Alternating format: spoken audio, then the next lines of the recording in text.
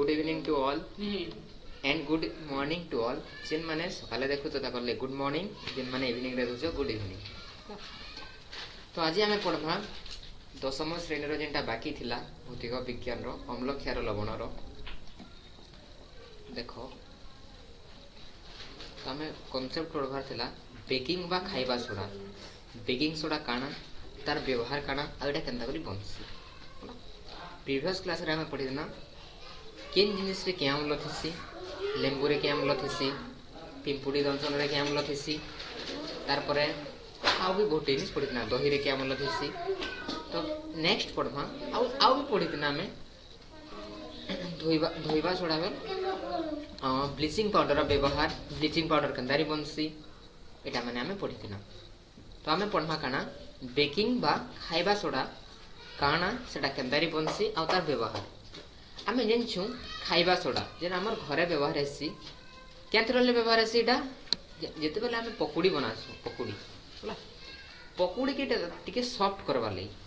मुसुमुसिया करवा लई होला खाइबा सोडा बा बेकिंग सोडा व्यवहार हेसी। आउ भी तार व्यवहार अच्छे जिते बेले खाना कि नहीं भात नहीं होते किंबा कैल्शियम गुटे नि सिजुथे सेते बेले आमे काना करसु सेनो आमे बेकिंग सोडा दे देसु जार फल रे जल्दी सेटा ही जेसी हेलो। बेले बेले रंधन को द्रुततर करिवा पई मध्ये एहा को मिसा जाई थाए। एही जैविकर रासायनिक नाम हेउछि सोडियम हाइड्रोजन कार्बोनेट। एटा इंपोर्टेंट पॉइंट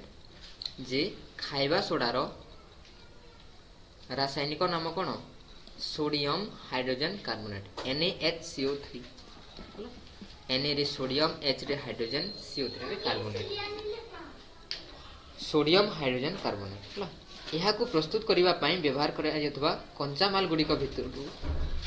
सोडियम क्लोराइड अन्यतम। देखो केनदा रेटा बनसी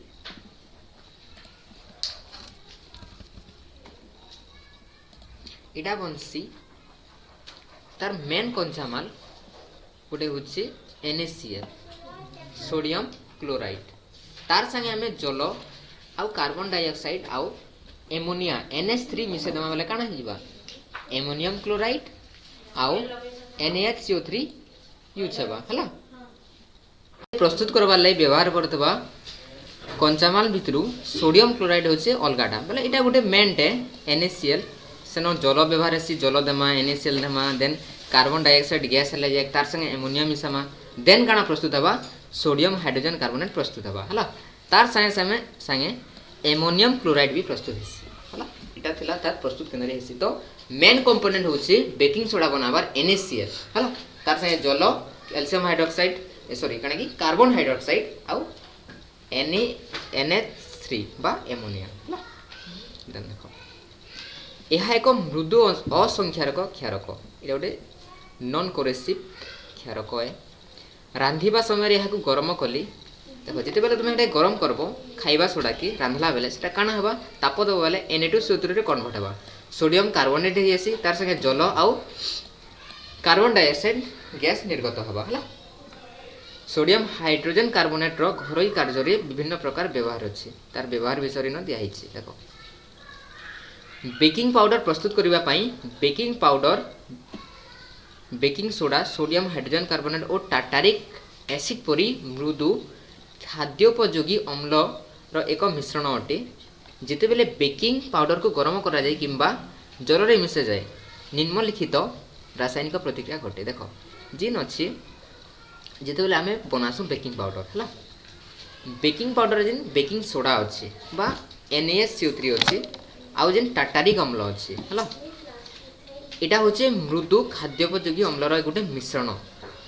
जिनथरे काना देखो NaCO3 के जदि आमे H+ मिसामा अम्ल केनसी गोटे अम्ल तो काना हबा अम्ल रो सोडियम लवण प्लस जल प्लस कार्बन डाइऑक्साइड निर्गत हबा। आ ई जेन कार्बन डाइऑक्साइड ना जेन रासायनिक प्रतिक्रिया समय सृष्टि होतबा कार्बन डाइऑक्साइड ही पाउरुटी के फुलासी। तो क्वेश्चन डायरेक्टली पचरावा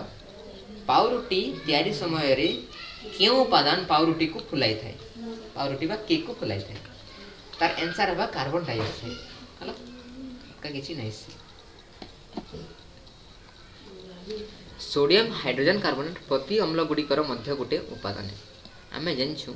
जदि आमके टी काଣା हला पाकस्थली रे किछि पीड़ा हला जंत्रणा हला जो एसिड हो जाता तो आम टी सोडा खाईदेले भी सेटा छाड़ी जासी सोडा पेन पीदेले छाड़ी जासी तो तार अर्थ काଣା हला एटा गोटे प्रत्यम्लय काଣା गोटे प्रत्यम्लय क्षारीय होइतिबा हेतु एहा पाकस्थली रे अधिक अम्ल को प्रशमन करे और जंत्रणा उपशमन करे जहाँ अम्ल के प्रशमन कर देसी आउ आमर जेन जंत्रणा होतबा कि कम कर देबा एहा मध्य सोडा अम्ल अग्नि निर्वापक यंत्र रे व्यवहार करा जाय आ एटा जेन अछि सोडियम हाइड्रोजन कार्बोनेट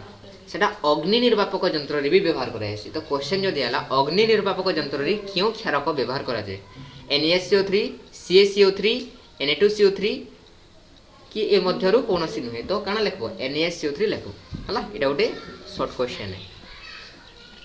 एतकी बुझी हला देन नेक्स्ट कांसेप्ट अछि देखो धोइबा सोडा काना सोडियम क्लोराइड रु मिलुतबा अन्य एक रासायनिक पदार्थ होची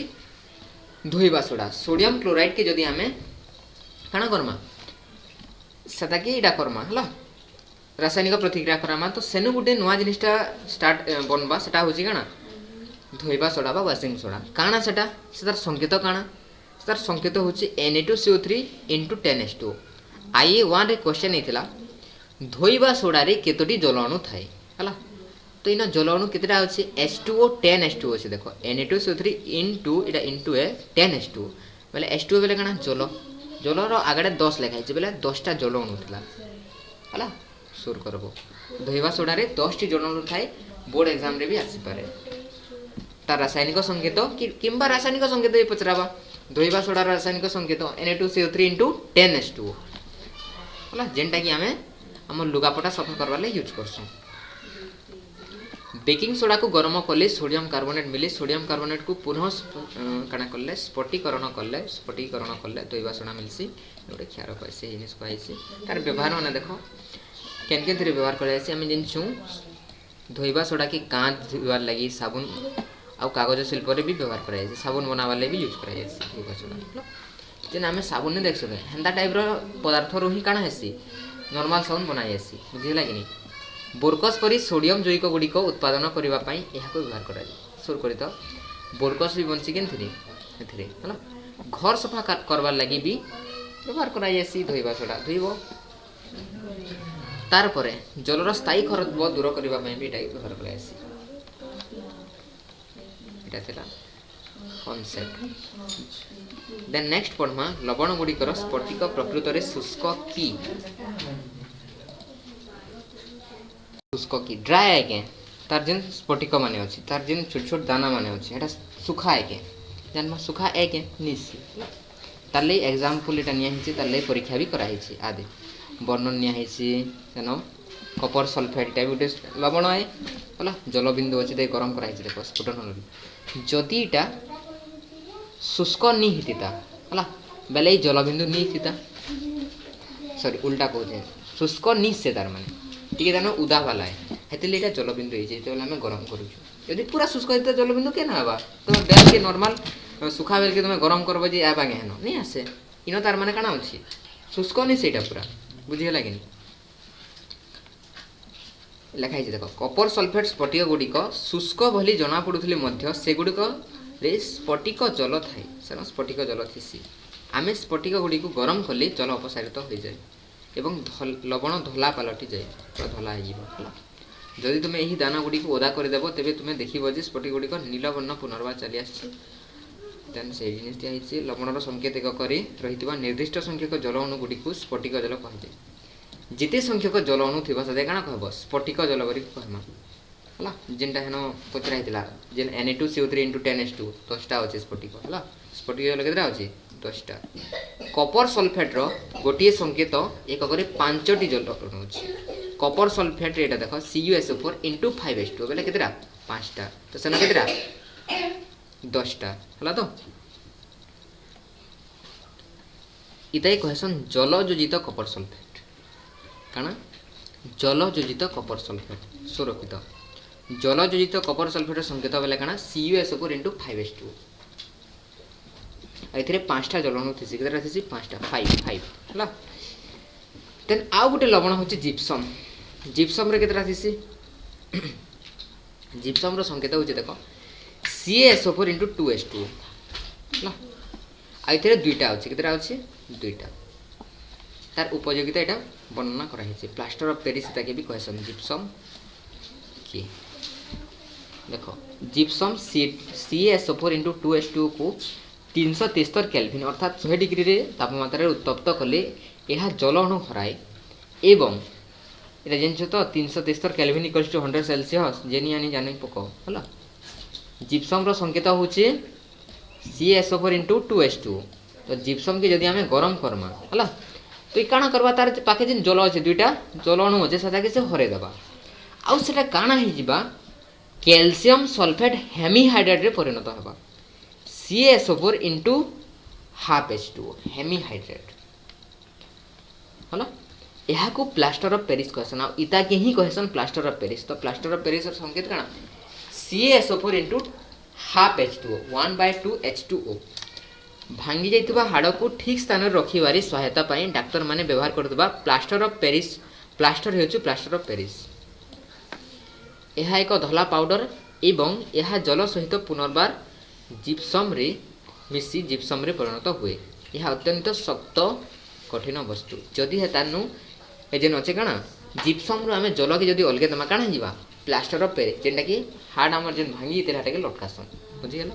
एबे अवश्य अंदानी करबा अलगा प्रक्रिया रे सेटा करा होछि तार पर लक्ष्य करो जे केवल एक जल अणुर आधा एक जल अणुर अधा को गोटे संकेत एककर स्फटिक जल हिसाब रे दर्शाई छी हमें जेन जे अधा के भी दर्शाई छी तुमे किपरि एक अर्ध जल अणु पाइबो यह किपरि लिखा है कारण CaSO4 दुईटी संकेत एकक गोटे जल अणु को मिलित भावे भाग करि थांती देखो इटा हाफ केंदा करी हला इटा कहै छी केहले लिखा है तार कारण अछि तार कारण होछि जेन CaSO4 अछि कैल्शियम सल्फेट रो जेन दुईटा संकेत अछि दुईटा संकेत एकक गुटे जल अणु के मिलित भावे भाग करिछन गुटे गुटे काना करछन भाग भाग करिछन हला हेथिले काना हिचे हाफ हिचे कंढे रे साजसज्जा सरंजाम